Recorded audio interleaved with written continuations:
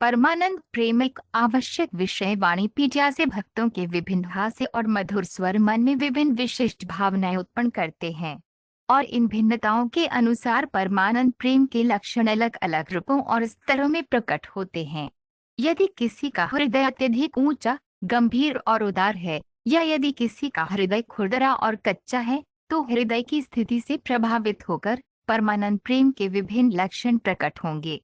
दरअसल मानसिकता के ऐसे अलग अलग गुणों को लोग आमतौर पर समझ नहीं पाते हैं, लेकिन जब किसी का दिल बहुत नरम या कोमल होता है तो ये लक्षण बहुत आसानी से दिखाई देने लगते हैं और इन्हें बहुत स्पष्ट रूप से समझा जा सकता है। जो अत्यधिक ऊंचा और गंभीर होता है उसके हृदय की तुलना सोने से की जाती है। यदि किसी का हृदय अत्यंत कोमल और कोमल है तो उसके हृदय की तुलना रुई के फहे से की जाती है। श्रील प्रभुपाद की पुस्तकें, व्याख्यान, वार्तालाप और पत्र इस आवश्यक विषय की व्यापक प्रस्तुति प्रदान करते हैं, जैसा कि वाणी कोट्स एक्सटैटिक लव श्रेणी में देखा गया है। उनकी पुस्तकों का एक परिचय निम्नलिखित 12 उद्धरणों में दिया गया है। श्रील प्रभुपाद की पुस्तकों से उद्धरण भक्ति भक्ति सेवा शब्द के 10 अर्थ हैं। एक है साधना भक्ति, नियामक सिद्धांतों के अनुसार भक्ति सेवा का निष्पादन। और अन्य 9 प्रकार की प्रेम भक्ति भगवान के परमानंद प्रेम है। चैतन्य चरितामृत मध्य लीला 24.30 पहले चरण को तकनीकी रूप से साधना भक्ति या व्यवहार में भक्ति सेवा कहा जाता है।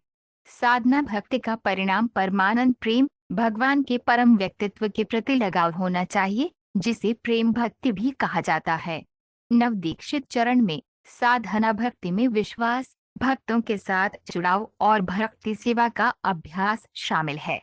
चैतन्य चरितामृत मध्य लीला 8.68 आत्म साक्षात्कार या ईश्वर प्राप्ति के लिए उच्च कुल में जन्म लेने की आवश्यकता नहीं है। एकमात्र आवश्यकता ईश्वर के प्रति परम प्रेम का विकास है। कृष्ण चेतना में पूर्णता प्राप्त करने के लिए सर्वोच्च अमृत, सभी सुखों के भंडार, कृष्ण की प्रेम पूर्ण सेवा में निरंतर लगे रहने के अलावा किसी योग्यता की आवश्यकता नहीं है। कृष्ण पुस्तक अध्याय 47। जो कोई भी श्री चैतन्य महाप्रभु के विभिन्न पवित्र स्थानों की तीर्थ यात्रा के बारे में सुनता है, उसे बहुत गहरे परमानंद प्रेम की समृद्धि प्राप्त होती है। चैतन्य चरितामृत मध्य लीला 9.360 जब कोई भक्त हमेशा कृष्ण के साथ सीधे संबंध में या उनसे थोड़ा अलग होकर भी उनके प्रति प्रेम से अत्यधिक प्रभावित होता है, तो उसकी स्थिति को अस्तित्वगत परमानंद प्रेम कहा जाता है। भक्ति का अमृत अध्याय 28 जब कोई भक्त परमानंद प्रेम में सदैव भगवान के साथ जुड़ा हुआ पाया जाता है, तो यह समझा जाना चाहिए कि ऐसा पद स्वयं भगवान ने अपनी अहेतु की असाधारण दया से प्रदान किया है। भक्ति का अमृत अध्याय 19 पारलौकिक प्रेम के परमानंद के 2 घटक हैं, संदर्भ और उत्साह का कारण। संदर्भ को भी 2 भागों में विभाजित किया गया है, विषय और वस्तु। भक्ति का आदान प्रदान विषय है और कृष्ण वस्तु हैं। पारलौकिक गुण ही उत्तेजना का कारण है। इसका मतलब ये है कि कृष्ण के दिव्य गुण भक्त को उनकी सेवा करने के लिए उत्साहित करते हैं। अवैयक्तिक मायावादी दार्शनिकों का कहना है कि परम सत्य में कोई विशिष्ट गुण नहीं है, लेकिन वैष्णव दार्शनिकों का कहना है कि परम सत्य को निर्गुण, बिना गुणों के रूप में वर्णित किया गया है, क्योंकि उसमें कोई भौतिक गुण नहीं है। भगवान चैतन्य की शिक्षा अध्याय 1 परमानंद प्रेम में डूबे व्यक्ति के बाह्य शरीर में प्रकट होने वाले परमानंद लक्षणों को विद्वान उद्भासवर कहते हैं। इनमें से कुछ हैं बेल्ट का ढीला होना और कपड़े और बालों का गिरना। अन्य हैं शारीरिक विकृति, जम्हाई लेना, नाक के अगले हिस्से का कांपना, भारी सांस लेना, हिचकी लेना और गिरना और जमीन पर लौटना।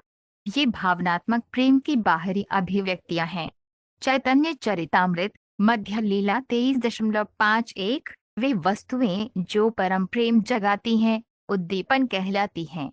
मुख्य रूप से ये जागृति कृष्ण के गुणों और गतिविधियों के साथ साथ उनकी सजावट की शैली और उनके बालों को व्यवस्थित करने के तरीके से संभव हुई है।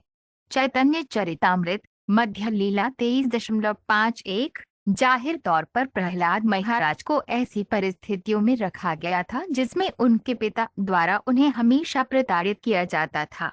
ऐसी भौतिक परिस्थितियों में किसी का मन शांत नहीं रह सकता, लेकिन चूंकि भक्ति बिना शर्त अहेतु की अप्रतिहता है, प्रहलाद महाराज हिरण्यकशिपु की ताड़ना से कभी परेशान नहीं हुए। इसके विपरीत भगवान के परम व्यक्तित्व के प्रति उनके परम प्रेम के शारीरिक लक्षणों ने उनके दोस्तों के दिमाग को बदल दिया, जो नास्तिक परिवारों में भी पैदा हुए थे। श्रीमद्भागवत 7.4-42। जब कृष्ण और उनके दोस्तों के बीच ऐसे व्यवहार होते हैं जो पूरी तरह से सम्मान की भावना से रहित होते हैं और वे सभी एक दूसरे के साथ समान स्तर पर व्यवहार करते हैं, तो दोस्ती में इस तरह के परम प्रेम को स्थायी कहा जाता है। जब कोई कृष्ण के साथ इस गोपनीय मैत्रीपूर्ण रिश्ते में स्थित होता है तो वे आकर्षण, स्नेह, आत्मीयता और लगाव जैसे प्रेम के लक्षण दिखाता है। स्थायी का एक उदाहरण तब प्रदर्शित हुआ जब अर्जुन ने अक्रूर से कहा, मेरे प्रिय गांधिनी पुत्र, कृपया कृष्ण से पूछें कि मैं उन्हें अपनी बाहों में कब गले लगा पाऊंगा। भक्ति का अमृत, अध्याय 42। श्री कृष्ण की शारीरिक सुंदरता शाश्वत यौवन के सागर में एक लहर की तरह है। उस महान महासागर में परम प्रेम के जागरण का भंवर है। कृष्ण की बांसुरी की तरंग बवंडर की तरह है और गोपियों के चंचल मन तिनके और सूखे पत्तों की तरह हैं। बवंडर में गिरने के बाद वे फिर कभी नहीं उठते, बल्कि कृष्ण के चरण कमलों में सदैव बने रहते हैं। चैतन्य चरितामृत, मध्य लीला 21.113।